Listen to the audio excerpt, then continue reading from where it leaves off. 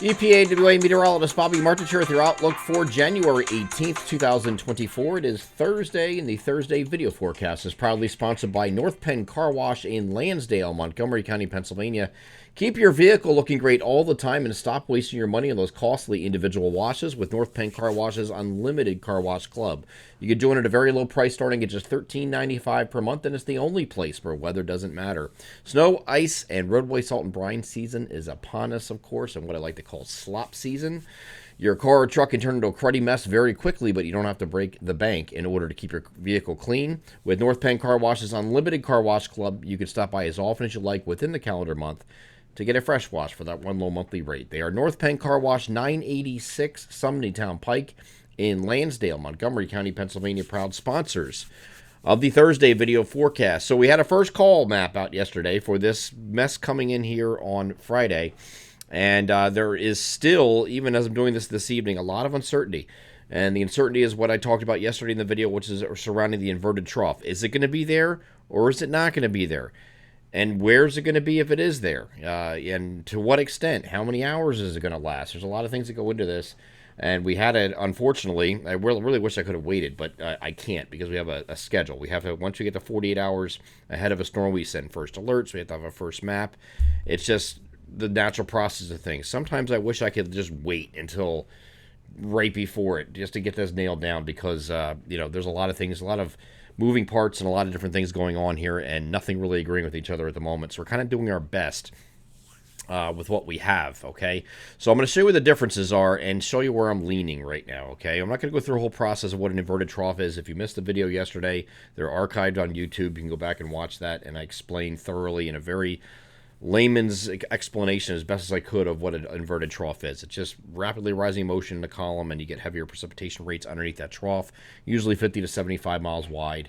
It's just a matter of where is it, okay? And on the outside of that, you get sinking air and dry air, and you can get shafted if you're a snow lover, right? So there's two sides to this, okay?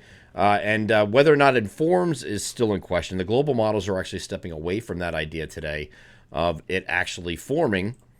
And so we're going to take a look at what we're doing here. We're starting off with the European model from today. Actually, this is this evening's run. Yeah, it is. This evening's run.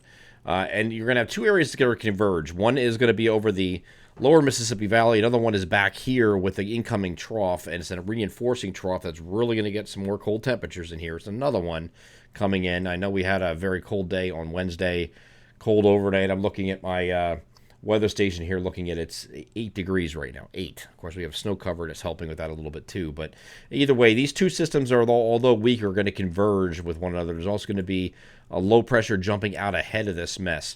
So we are going to get snow across the region and accumulating snow. That we know. It's not like it's not going to suddenly disappear and go into nothing. So we know we're getting snow. It's just a matter of how much.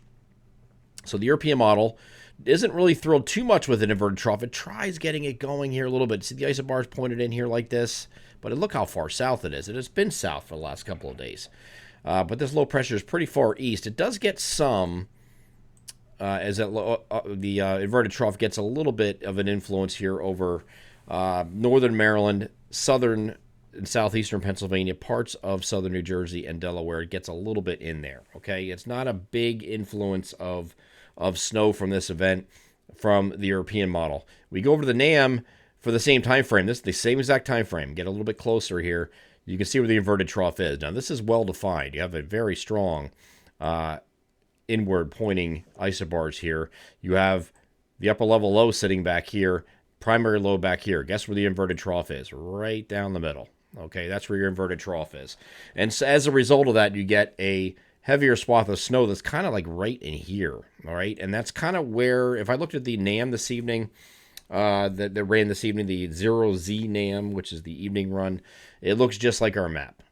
Pretty close, okay? So I don't disagree with what it has necessarily, because I'd rather not rewrite the map. I'm going to have to probably anyway as we go to the final call, but you see my point. It's kind of agreeing with what we already had. So getting this to to see what we're dealing with here, and the differences. The NAM has upper level low back here. It has the surface low that's sitting right about here, and it has the inverted trough that is sitting in between the two of them. Okay, and that's what gets you your enhanced snowfall rates. Okay, if I take a look at this on the European model now, look where it is. It's further south.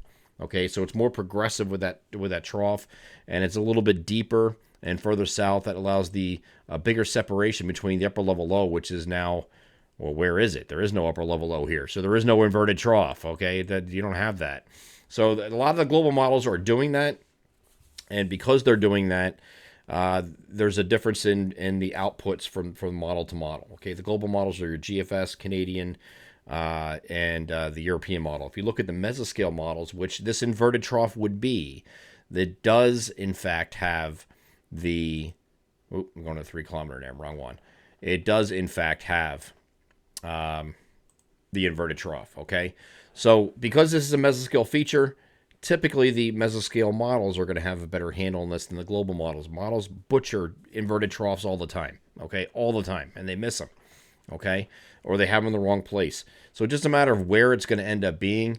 And here's what the NAM 3 kilometer NAM has this evening. This is a future simulated radar, and this is just past midnight here, 1 o'clock in the morning, overnight tonight. Okay, so this is going to be cloudy today, and then overnight tonight this moves in. Very late in the overnight, you get some snow showers, probably between 3 and 6 a.m., just snow showers at first. And then when you get to Friday morning, starts picking up a little bit more, and you get us into a steadier snow across the region. And then you get in the afternoon and you get a heavier amount of snow, especially in these areas right in here. Okay, it gets heavier. So this is what the 3 kilometer NAM is showing. So it's has a pretty good swath of snow across these regions, and then it just keeps going and going along the inverted trough. Again, the inverted trough at this point is situated like this, right there. There's your inverted trough. Might even be along the immediate coastline some mixing. Why is that? That's because we have very warm temperatures, and with an inverted trough, it creates an east wind flow off the ocean. So within 3-4 miles of the immediate coastline, it's possible you get some mixing with rain there. Okay, but everywhere else is snow, and where you're under those heavier bands, under the inverted trough, you're going to get potentially 3 to 6 inches of snow. And this ends on Friday evening, probably early Friday evening, between 6 and 9. It's out of here. And that's it, okay? As far as snow totals, I'm going to show you what our map has, which looks like this. And again, we focus on this red area as being the possible inverted trough area. If you're under this area, and there is in fact an inverted trough there, you're looking at 3 to 6 inches of snow, maybe even slightly higher than that. It's not impossible. But the rest of this in Area B is 1 to 3 with isolated 4, okay? If we have no inverted trough, this D area becomes just absorbed by B, okay? B, you still get 1 to 3 isolated 4, and that's what I have here in the description. Area where the inverted trough has the highest potential to bring 3 to 6 inches swath under heavier banding if it forms. But this is a very broad placement due to uncertainty. Hopefully today we can narrow that down a little bit. Hopefully. No promises, but we will have a final call today at 5 o'clock. So that's our system. This is going to be the last snow we have to deal with for a while, and I'm telling you, I, for one, am looking forward to the break. I'm looking forward to it because I know snow lovers are like, I wish we kept getting snow. You'll get it again in February. I need a break. We had rainstorms. We had flooding. We had wind that was relentless. And we deal with utility companies, and it was just it was a nightmare. And then we went right to the snow this week and the cold temperatures. So it's been one thing after another. I can use a break. This entire month has been busy. Okay? So once this moves past us, very cold day here on Saturday, similar to Wednesday, maybe a couple degrees colder actually. I'd say it's probably pretty similar, it looks like. And then once we get to Sunday, we start to moderate a little bit. We turn mostly sunny by the time we get to Monday. Partly cloudy on Saturday, mostly sunny on Sunday. Temperatures will moderate into the upper 20s to near 30. Whoop-de-doo, right? And then once we get to Monday, we finally get above freezing for the first time. Slightly so, but we get above freezing in that 32 to 36 degree range, basically. And then Tuesday, Wednesday, we start turning on the jets a little bit and get the temperatures back in the 40s. So that'll be a nice relief, okay? We do have a system we have to watch.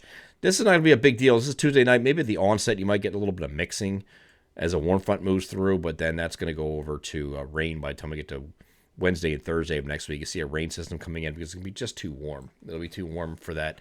And this was expected. The long-range outlook that I wrote last Friday is still true today. It's the last full week of the month of January. You're going to be above average. Okay, and then we get into you know, the 31st, we start transitioning to near average, and February 1st onward, you're colder than average again. Okay, so we're gonna get back to it. We just got to take a little bit of a break. I need a break. I need a break. Okay, so that's what we're dealing with. In the meantime, we're just continue to follow the weather alerts page here. Again, at 5 o'clock today, we'll have an update. Of course, we'll send the text alerts out prior to that to those that are subscribed. But we're going to try to nail down this inverted trough. Is it going to be there? Is it not going to be there? I'm leaning yes, but where it's going to be exactly makes a big difference between who gets 3 to 6 and who gets 1 to 3. I'm EPA WA meteorologist Bobby Martich. That is your outlook for January 18th, 2024. Have a great Thursday.